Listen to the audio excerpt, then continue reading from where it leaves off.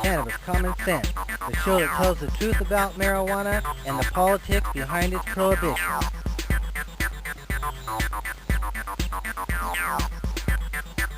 Hello and welcome to another exciting edition of Cannabis Common Sense. We have an exciting international show for you tonight.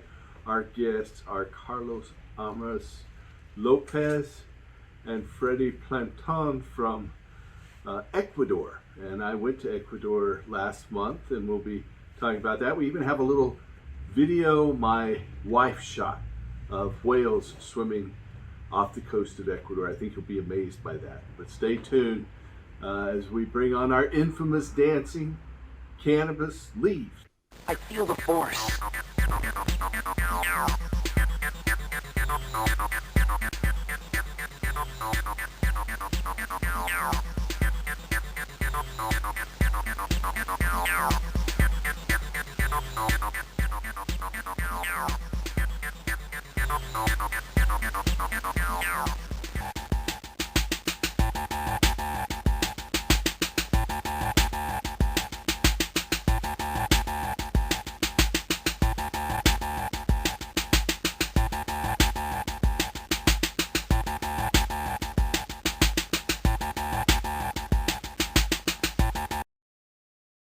First story in Hip News tonight is from North Dakota. North Dakota officials this week approved a citizens' initiative for the November ballot that seeks to legalize the adult use, possession, and sale of marijuana in North Dakota. The proposed ballot measure allows adults to possess, purchase, and home cultivate specific quantities of cannabis. It also establishes guidelines for the licensing and regulation of commercial cultivators and retailers. North Dakotans will join voters in several other states who will also be deciding on marijuana legalization proposals this election. Similar adult use legalization measures have qualified for the ballot in Maryland, Missouri, and South Dakota. In July, representatives from Oklahomans for sensible marijuana laws turned in over 50,000 more signatures than required to place an adult use legalization measure on Oklahoma's ballot. Those signatures are still awaiting verification from election officials. Proponents of an Arkansas initiative to legalize the adult use marijuana market are engaged in a legal appeal before the Supreme Court after election officials rejected their proposed ballot title. Justices have ruled the proposal must appear on the election ballot, but they have yet to determine whether the votes will be counted. In North Dakota, their efforts to place the initiative on the ballot fell short. They turned in over the minimum number of signatures, but not enough to qualify. In addition to these statewide efforts, voters in dozens of cities will be deciding on municipal ballot questions this November. For instance, voters in 5 Texas cities will decide on measures seeking to amend local laws curtailing police officers' authority to issue citations or make arrests for Class A or Class B misdemeanor possession of marijuana offenses, absent a defendant's alleged involvement in a felony-level narcotics case. The voters in several Ohio cities will also decide on municipal measures depenalizing activities involving marijuana possession. In Rhode Island, voters in 31 towns will decide on measures determining whether or not to allow licensed cannabis retailers in their localities. Voters in cities in several other states, including Colorado, Michigan, and Montana, will decide on similar local ballot measures as well. Summer may be slowly winding down, but the fight for legalization is heating up. The next few months are going to be some of the most pivotal we've seen since the movement to end marijuana prohibition began. While there are only a few months left in the year, there remains a real serious chance for pushing some real substantial cannabis reform legislation through the federal Congress. There's growing consensus that Congress should pass marijuana legislation before 2022 ends, and we need to keep the pressure on to ensure they follow through. The next story is from Maine. In Maine, federal court judges have ruled that a Maine law requiring licensed medical cannabis providers to be in-state residents is unconstitutional. Judges for the U.S. Court of Appeals for the First Circuit ruled 2-1 that the law was facially protectionist, and thereby is violation of the Constitution's Dormant Commerce Clause, which seeks to discourage states from taking steps to excessively burden interstate commerce. The majority further determined that the medical cannabis industry is subject to the Dormant Commerce Clause even despite the federal prohibition of marijuana, because commercial activity in the marijuana market is routinely taking place absent any intervention from federal law enforcement. The dissenting judge argued that the Commerce Clause's protections ought to only be applicable to national markets involving goods or services that Congress has deemed legal.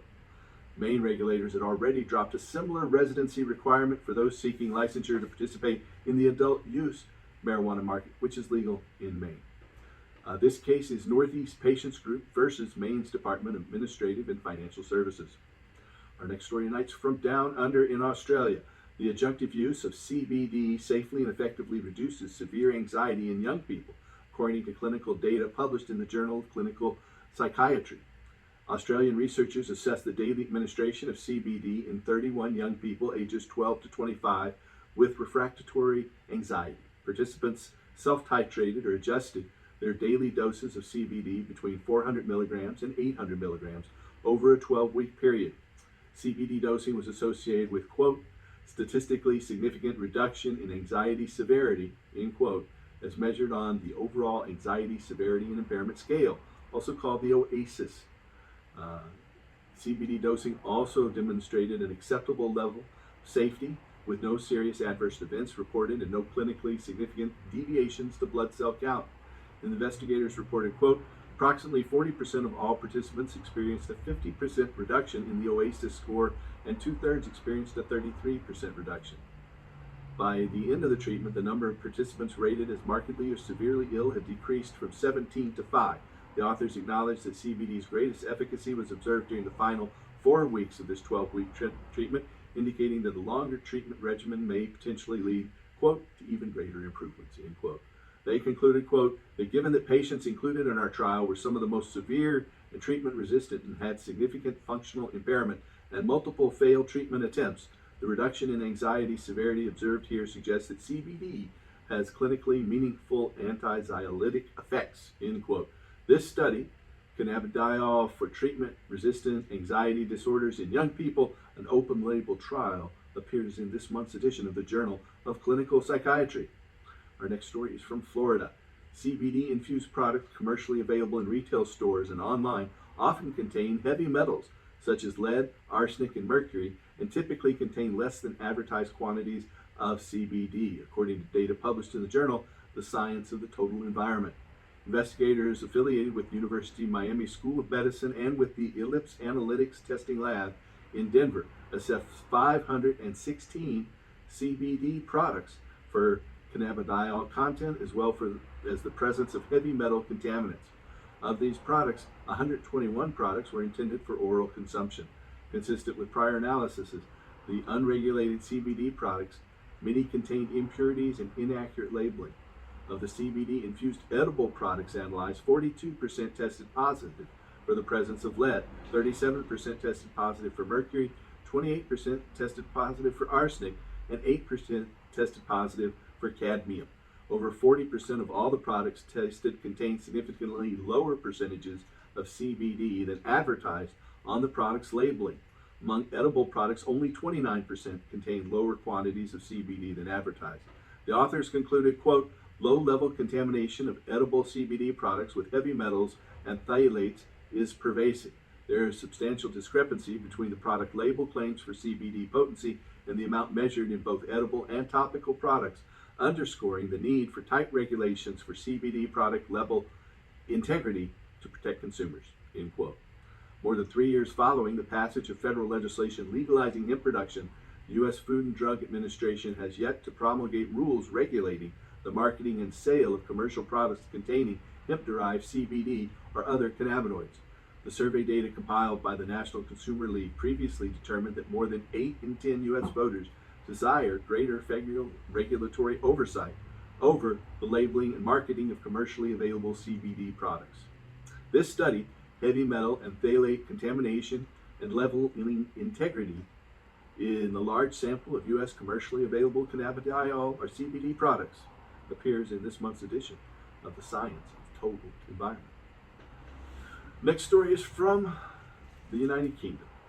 Women with a past history of cannabis use are at a lower risk of suffering from certain types of urological cancers, according to population-based data published in the journal Cancer Medicine. An international team of researchers from China, France, and the United Kingdom assessed the relationship between cannabis use and cancer risk in a cohort of more than 151,000 subjects.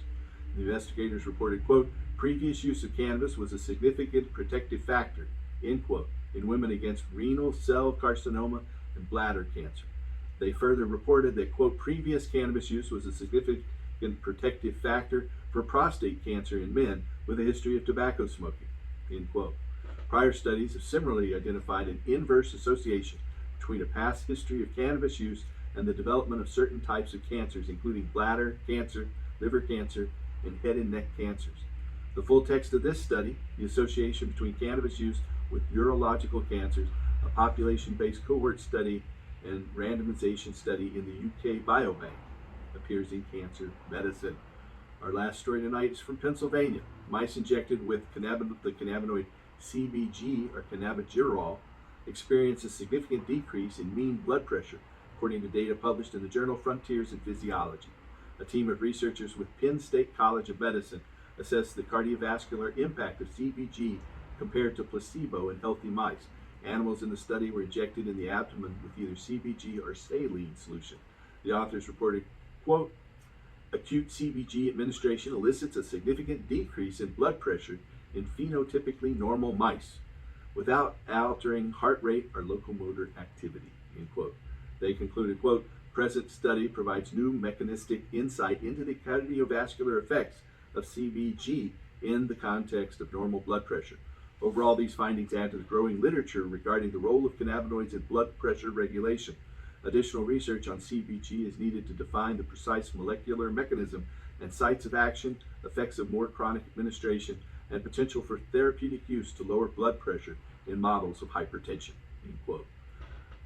On 2017 clinical trial previously documented the ability of oral doses of CBD to lower blood pressure in healthy volunteers, while a 2021 observational trial identified a link between long-term cannabis use and a reduction in systolic and diastolic blood pressure in elderly subjects.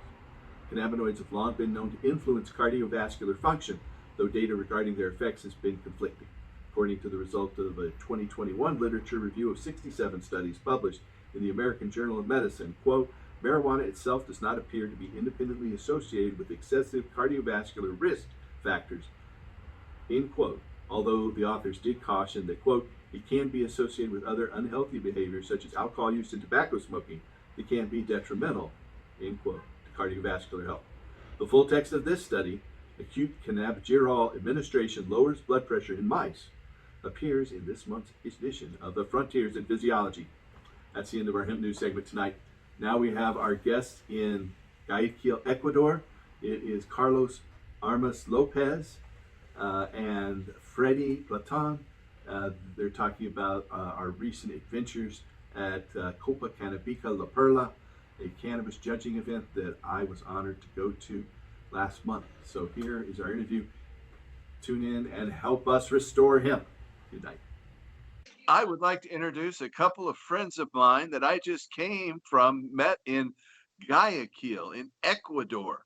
And they are the producers of the Copa Cannabica La Perla, which is a cannabis competition in Ecuador. We had a great time going out after the cup was over. We went out and saw these huge humpback whales jumping off the coast of a national park there. It's pretty fantastic. Welcome to the show. We've got Carlos Armas López. Hey, Carlos. And Freddy Platon. Did I say it right? Yes, Platon. Yes, Paul. Hi, how are you? It's That's an honor great. here. To Cannabis Common Sense. So tell us, and you are in your shop, Canna Roots. Freddy, you've got a Canna Roots shirt on there. Yes, we represent for the shop.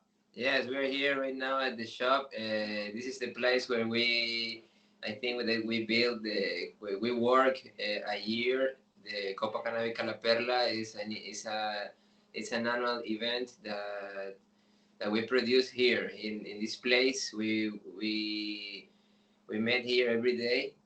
Yes. This is where it all takes place at. All the talk about the things that we're gonna do, who we're gonna bring, like you guys, and how we're gonna talk to to everybody that we deal with throughout the cup. I see. Okay. So tell me about your store there, Canna Roots. How did you start Canna Roots? Canna Roots starts like a project for helping people for teaching people how to grow cannabis at home. So at that time, there's a lot of people just starting to need some things for growing, like soil, like nutrients, like a lot of things. So there's an opportunity of behind helping people, teaching them how to grow, for giving the supplies for growing. So that way, Canna Roots starts in my home, in a little space. Now we got this small office. It's still so small, but now we got a place. We here record. We got a podcast that we produce it weekly, and we do it here. There's behind us. That's our scenery behind us. Yes, of course, yes.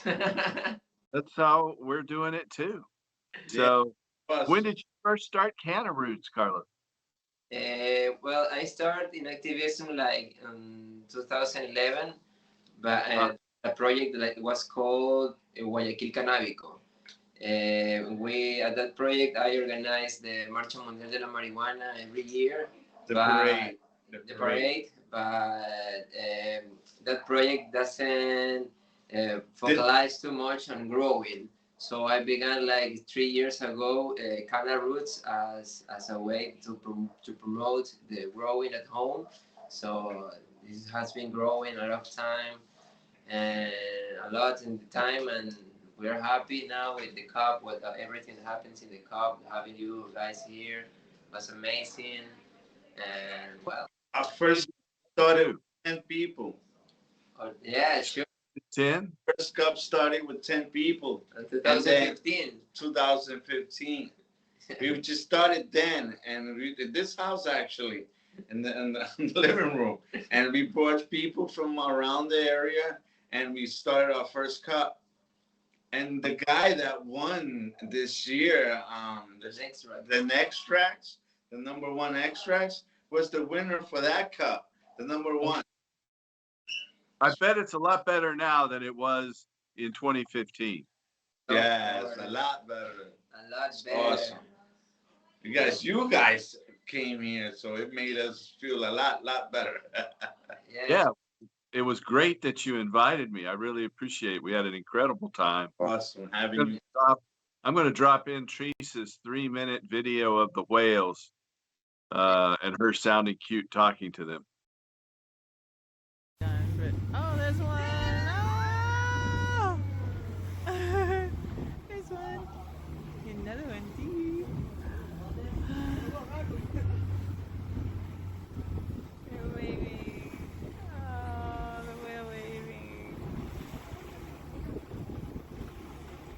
And it's such a beautiful blue color when they start to come up out of the water.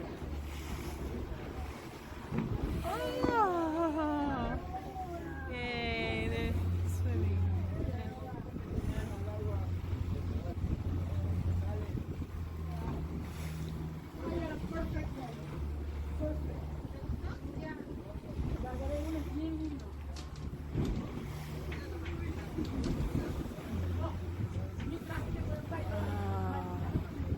It's hard to keep focused on this.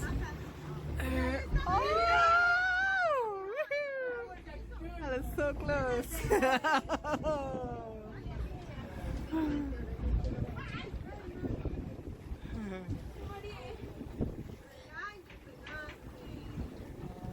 Getting close. This one right here.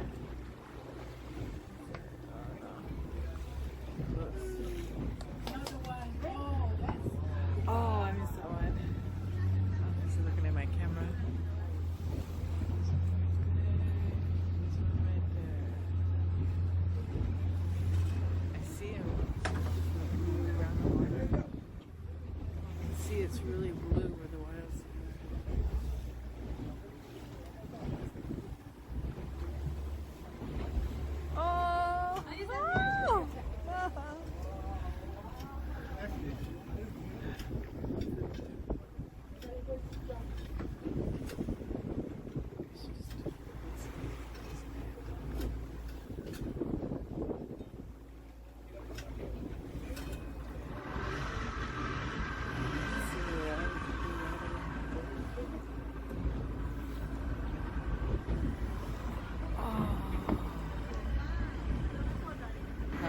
Oh, there it goes. Like that.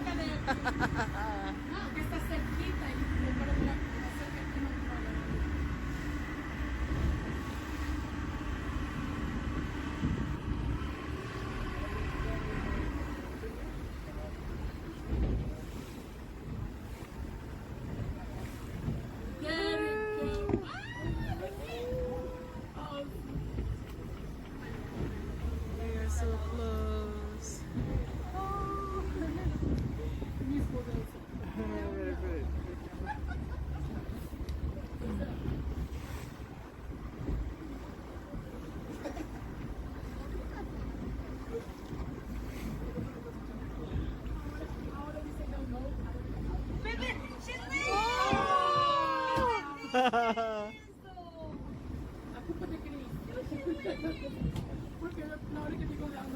Here a little bit, but we got a lot of great pictures out there. So, how many people were at La Perla this year? I think like 400. 400. Yes. 450, 500 people. Yes, 400. Yeah. 500. Hunting staff, you know, because staff Yeah. is 20 It's the people. best. What's the best It's year? the best year and the biggest. It's like we keep expanding yearly, and we proud of it. We love it because people follow us, and we got people that understand what we do, you know, and they want to do it themselves too, and we growing, you know, with these people, and they coming out and showing what they could do, what we could do. So we think. Great. No, it was you had some really good products there. I liked the flowers and the extracts. How many entries were there in flowers and extracts? ¿Cuánta gente era eso? I think there were 20 samples of flowers and 11 of extracts. Yes.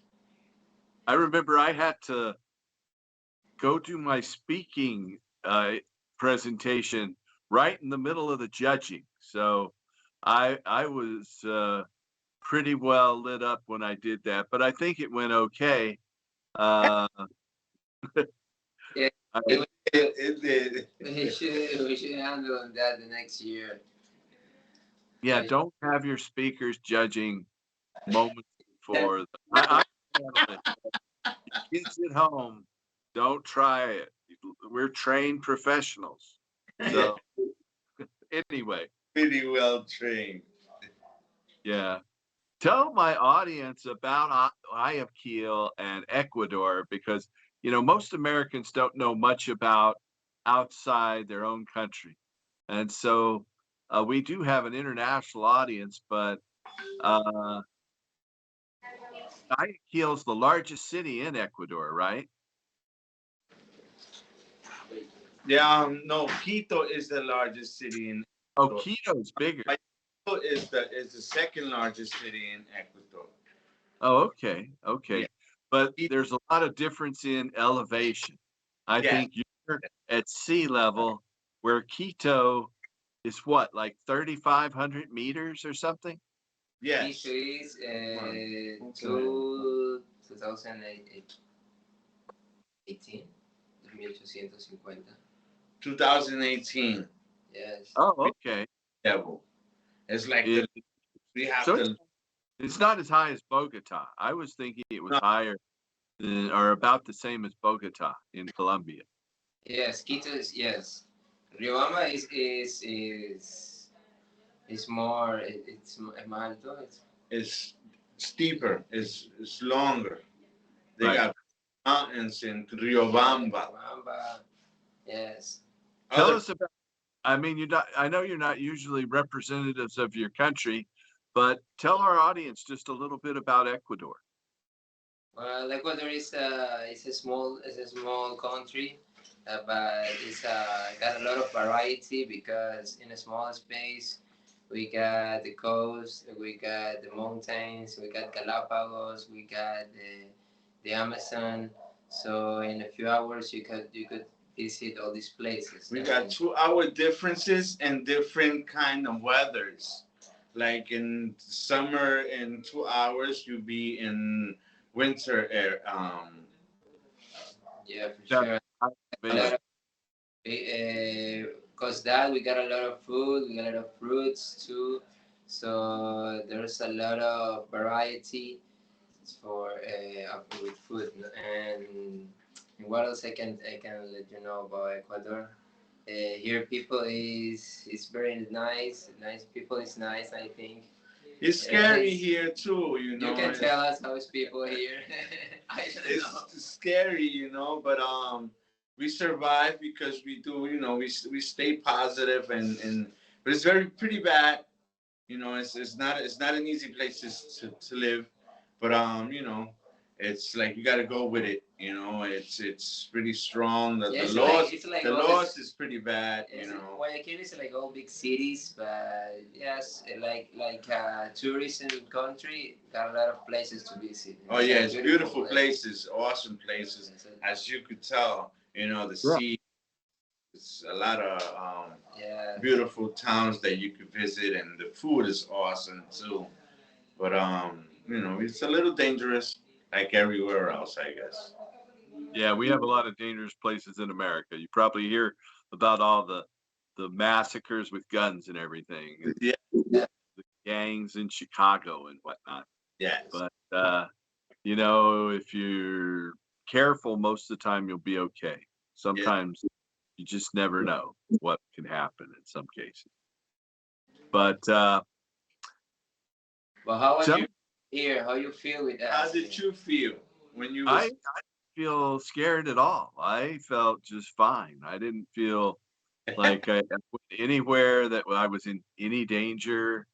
The river walk right there along the waterfront was fantastic, and the food was good, just like you said, really, really good, and the weather was comfortable. It's summertime here, but in Guayaquil, the sun always rises at about 6:30, and it always sets at about 6:30 Yeah. because the name Ecuador indicates where you're at the equator, and you just never change. So that makes it difficult with growing big cannabis plants, doesn't it? Yes. Yeah, sure. Yes. We got So something special here in Ecuador. do you have to supplement? Do you try to grow big plants and supplement with light so that they'll vegetate longer? No, we have never tried that. Now we are trying to get a license for legal grow. We grow at home. It's legal to have a few Certain plants at amount, home, yeah, certain but amount not of to plants. have big plants. So Not big plants. we're but trying to certain get a amount. license and start that project of growing and make that. Tell That's me about the laws for marijuana there in Ecuador. What are the laws? You're able to grow some at home. How much can you grow and how much cannabis can you have? At home, there's no regulation about how many plants you can have at home, but the law says that there's only it's not permit that the grows with ¿cómo sería? selling it, For selling, like yes, right, for commerce. right. Just you could go for yourself, your piece of stuff, then it's a problem. There is not an amount. There's not an amount said that you could have an amount of plants, and if they bust your door in, you're going into jail. They just gotta say that you never sell anything to be all right. But it's against the law to have them, and it's pretty hard. We're looking forward to getting licenses so we could build something with it, because Yeah. cops busting your house, you're going in and staying in for a while, and court time and stuff like that. Yes, but in the way of activism and get the rights of how many plants we can have at home, we're still fighting for that. We're still teaching people why we have the right for growing. We're still teaching people how to grow at home, so they can feel the energy of having a plant at home, and they can have the same energy to go to the streets and say to the politicians, we need to have legal weed at home. We don't need to have a license for growing weed. Even we should. We should grow. We should grow cannabis as we a grow tomato. platano. We grow cañas. We grow a lot of things here in Ecuador. So why we need a license? So we still that. We don't do we don't grow for commercial situations. We grow for ourselves. And but these people don't want to understand, or I don't know, they want to avoid us. But we fighting. Yeah. We always be there, and we have you guys help every time you guys come down and they visit us. They notice. They notice who we are, and but they leave us in peace, and that's what we love, because we are peaceful people, and they understand that. We're not narcs. We're people that love the plant. We enjoy it. We use it as a medicine. We use it as a recreational, and and we could do it. And we're proud of it. Thank you. Yes, we are. Right. Yes, we are. So if you do get arrested by the police, it's selling it is what they'll arrest you for, right? If you just possess some, are they not going to arrest you if you just possess? If you have a certain amount, yes.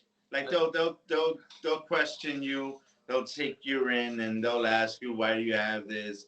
And they'll think that you're selling it if, like, you're traveling from, like, let's say my house to my friend's house, and I get stopped and I have let's say 5 to 10 grams. I'm going in if I get caught by, like, Yes, but there's no cop. problem, because there has been a lot of cases about that kind You gotta of fight it. situations. You gotta fight it. So there are precedents that there's no delito. How does it say? It's not a crime. There's not a crime, because the simple tenencia simple, como A simple the simple possession. Simple Yes. possession is a Yes. crime. Yes. So, That's it's a shame you get taken in. Do they give you your flower back or your cannabis? No, You'll never. They keep it for themselves, like all cops. that's why we still working, teaching people how to deal with these kind of things, because sometimes, a lot of times, cops just made the better thing for them, no? So they take the weed, they take some money, they take kids, so for prohibition, they make some trouble. So we try to teach people how to deal in these situations, what to do, and yes, that's another work that we're still doing in Cannabis. We try to teach this in these events we have. We call Cannabis sessions, and we have lawyers and we have people that grow and tell people what we go through with this stuff, and how to go through it if you go through something with the cops and stuff like that. Because everybody's got to learn that we have a right, and this is a plant, and this is something that we shouldn't get penalized if we're not doing anything. We're not commercializing it. We're not selling it. It's for our own use. We have a group of people that we use, and we share. We amongst each other, and we're not selling it. We just having fun and having our own time with what we grow. That's what we are, just growers. That being a grower myself. So I had some to grow. It's delicious. there was this famous American, you probably haven't heard of, Timothy Leary, and he said that there are more marijuana smokers than there are Jews and Christians combined. That we're the largest group on earth, and we just have to find that power and make the power structure realize that. What is the law on medical marijuana in Ecuador? whatever. Like, Uh, there is. there's it's legal. Medical marijuana here is legal. The industry around medical marijuana is legal too. That's why you can get license for growing, CBD. for making products, or for sell seeds, or for sell all the products around the cannabis. So there are 7 kind of license. And about how the users can get, you can go to a doctor that can give you a prescription that allows you to get cannabis. No, you're having no trouble. But that is just starting here in Ecuador. That's new. So When did there, it start? When did it start? When did it start? It's new. When? How long has it been in place? and 2019, I think this goes legal. 2019 it started. So about 2 or 3 years. Yeah, 2 or 3 years. So if you have the license, how much can you produce? Is there any limit, or is it just however, and can you legally sell it then? Yeah. You can export it. Ah, But I'm pretty sure you can't sell it here, but you can export it, and you have the license and for the production for the grow. So then there is no limit on what you could have because you have the license. Yeah, if you got a license, probably cannot produce any only aceite crudo. Crude oil. okay. That's Yeah, the- like full yeah. extract cannabis oil. Yeah. Or people Right. call it Simpson oil. Yes, Right. yes, if you want to produce, you have to get another license that you produce. That's what it's all about. Licenses, paying that money. There are 7 type of licenses. 7 licenses, and each one gets pretty. The most expensive one, I think, is the one that let you sell all cannabis products. It But costs that's for exports. You can't sell it to patients or even No. with a Oh, license. you cannot. You can sell it to another license that can produce cannabis. And Cannabis. so when you produce it, it can only be exported. Yeah, sure. Right. And is there anyone in Ecuador who is exporting it now? Yeah, Yes. sure. There's Cannabis. There's one of the first company that got licensed here. They got a big spot. They got a big road too. They're making products. And a few weeks ago, when we got we were in the cup. At that days, they do the first exportation. I see. Where do they export it to? Is it Canada or Europe? To Europe. Europe. To Europe.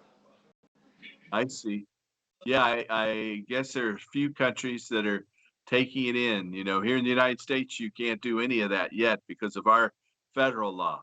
But I know that in Canada, they're getting quite a bit of Colombian cannabis products. And it's good to see that Ecuador is jumping into that market. Yes. But how does it look in terms of, License. go ahead, what? That's why we want to get the license. Yeah. So then you would export it to like England or Germany, something like that. Yes. I don't remember exactly the place. Sí, creo, no recuerdo. It's Switzerland, or there's some place in Europe that there's a lot of demand for it. You know who was telling us? Gato and Caro was telling us that there's huge demands for that, for cannabis, and Switzerland. They like want it so badly, and we want to grow it so we can send it to them. Switzerland is a very beautiful country. They actually legalized marijuana in Switzerland and it was different from county to county or little city to little city. But I went there and participated in a very big grow operation, about 10 hectares in, what was it, 1998 and 1999.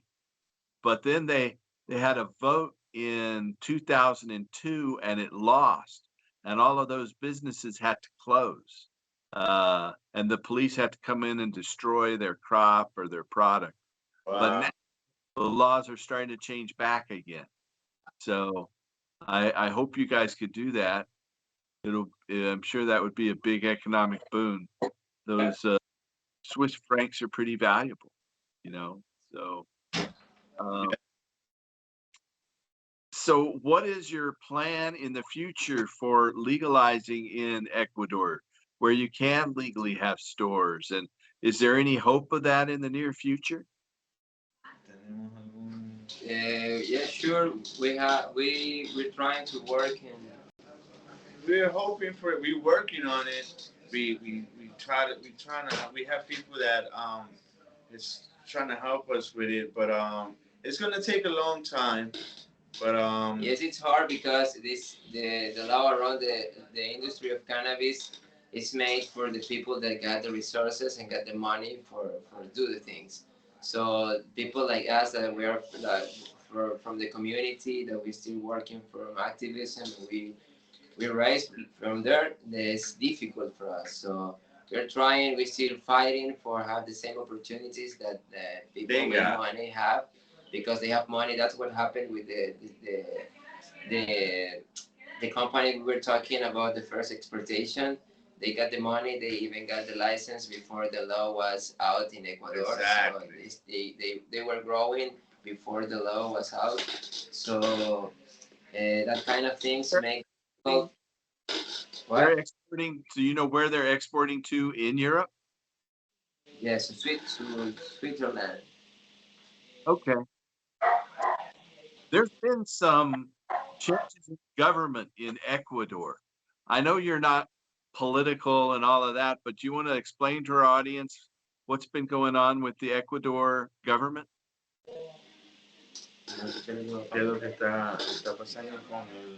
Well, actually, the government when it got a couple of years, a new government. It's a government from the right, so it's been some difficult because the last year we have been the politics here in Ecuador have been around the pretty bad to the left. So this change had bring a lot of problems, a lot of insecurity, a lot of things around narco traffic. So that had made a lot of problems here in Ecuador, and around the industry there have been a lot of opportunities.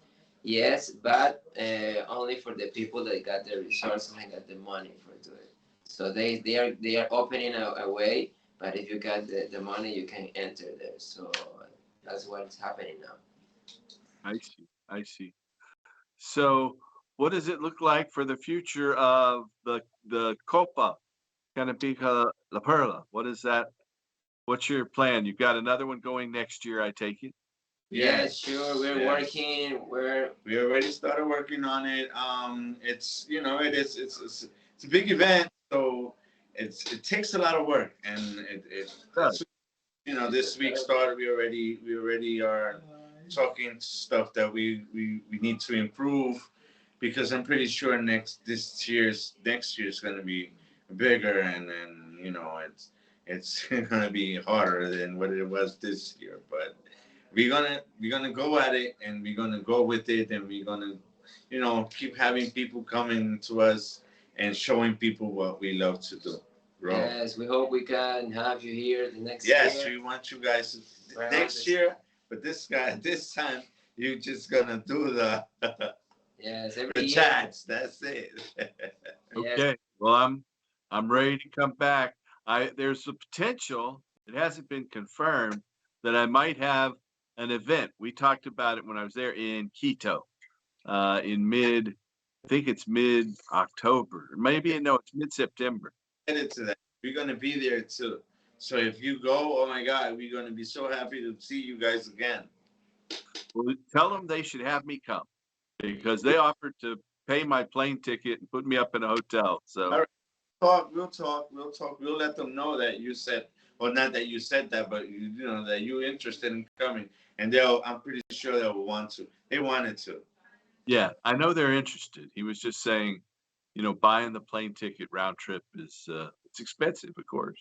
Yes, it is. It is, but Yes, of course. to have you guys, it's We want to work for having not a you. money thing. It's you hustle for it and you'll get it. You guys, we made you guys come here, and for us it's a learning experience of a lifetime. We don't get that chance, and wow, we just got it. It's awesome. So, if someone wants to contact you, is it best to go through like Instagram or email or Facebook or all of those? You can contact us by Instagram in Canaroots 593, Canaroots 593, or to the email is consultas arroba canaroots.org. How do you say consultas? Send that over to me so we can put it up on the screen and on our Facebook page where we stream this as well. So outside of the cup, do you have any other plans for anything else in Ecuador?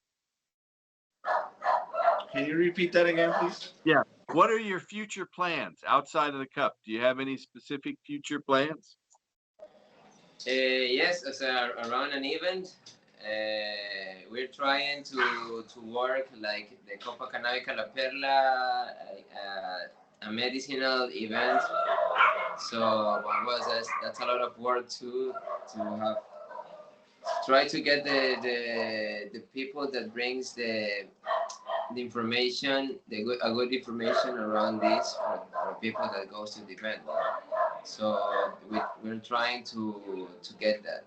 We usually do this events like I had told you, to show people how to grow and to teach people that how we do what we do, what to use, and the laws about what's going on.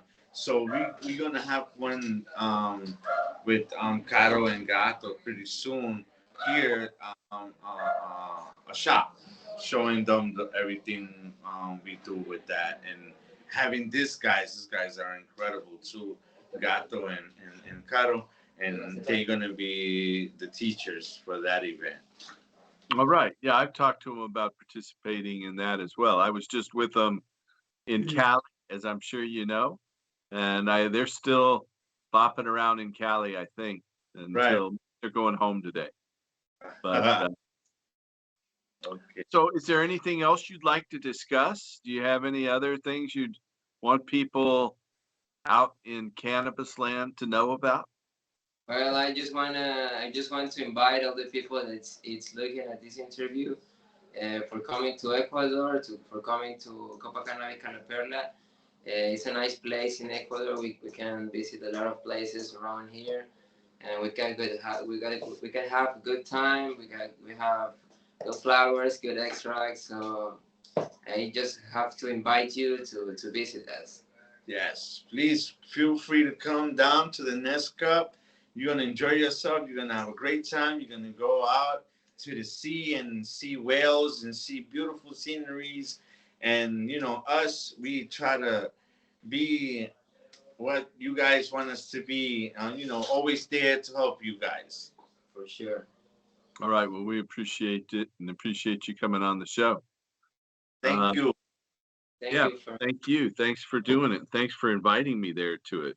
It was a pretty incredible experience. I'm looking forward to going back someday. We could go on a little bit longer. So maybe we will. Maybe we should. So tell me, like, I often ask this of different guests, but let me ask both of you. How did you start using cannabis? How old were you when you started using it? And, I personally, I was 11 years old when I started using cannabis. I was at a babysitter's house, and the babysitter's son was 26, I think, and he had just come back from Vietnam. And so I got high in the babysitter's house when I was 11. Then when I was 13, I bought my first pound, which is 450 grams. But because I was 13, it probably didn't weigh 450 grams, you know. But it was a lot at the time. How old were you guys, and how did you get introduced to cannabis there in Ecuador? Okay. Well, my story is different. My Yeah. story You're in started New York. New York City. I was 13 years old in New York City in a park.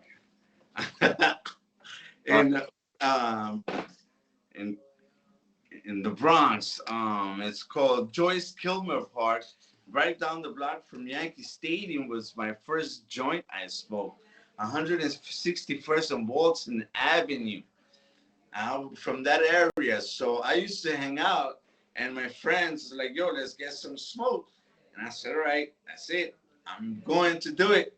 And I did it when I was 13, and since then I haven't stopped. First, it was just, you know, to hang out and be cool, but then I just kept doing it, and I smoked cigarettes, but I stopped. Now I've just kept smoking cannabis, and now I'm growing it, and I'm in loving it, and it's beautiful. What about you, Carlos? So you're for our audience who might not know, have a little electronic pipe for, like we call it, dabbing, as I'm sure you know. Uh, Yeah. and so you've got some local extract there. When did you first start using cannabis, and how did you come When and I when I was 14 years old, I think, because at that time, now I do 34, so I am a cannabis user like 20 years around cannabis. But well, I started using cannabis because at that time I used to skate. So around the community of skateboarding and punk music and all the music that was going around Guayaquil at that time, there was a lot of cannabis. So I just tried at that time, and a few years later, asking myself how do they get the flowers, no? So I tried to grow in 2009, and after that, I still just growing cannabis and now teaching people how to do it. Good. Yeah, yeah, that's great. Um, so in how if you're caught with cannabis there, how long do they put you in jail? Yeah, well, it depends. The amount. It depends on the amount that they got you, but the top is I think 13 years, 13 years. 13 years. That's Yes, a lot of time. that's the most. How much time? How much amount do you have that triggers that kind of a sentence? I think like Kilo. 10 libras. 10 pounds, 10 and pounds. over. About 10 pounds, so 5 kilos or so. Right. Yes. Yeah, well, that's not that much, but 13 years seems a little excessive. Yes, Yes, for sure. There are a yes. lot of people that got problems because few grams, and they got because here the ¿cómo se dice? La ley, The law. the law, it's very difficult. It only works if you got money too. Right, There's exactly. a lot of corruption, so there are a lot of cases at big jails here in Ecuador. For no reason. For no reason, because they only got no money to Right. pay for a lawyer that can take them off. And if they got a lawyer, the gotta judge bribe and the all judge. the people around that around the problem, In America too, you know, I have been the subject of bribed judges in the past too, to steal your business. In fact, we had our business stolen by corrupt lawyers and businesses. They took out everything. I won't go into any more details than that, but the bribery happens here as well, as I'm sure you know, in New York City and Right. in Ecuador. Yes, yes. it's the Yes, same. it's the same, but over here is a little, you know, Little harder. little harder. Yeah, It's, here it's it's more common. easier to get away with. Here it's most people don't even know what's going on. They don't believe it. They think it's, they believe what the right-wing people tell them most of the time. Yeah. So, All right. So what are you smoking on there, Carlos? What is that? This is live resin butter. Uh-huh. I don't know the strain of this. Is it a solventless extract like a rosin press? right. An extract.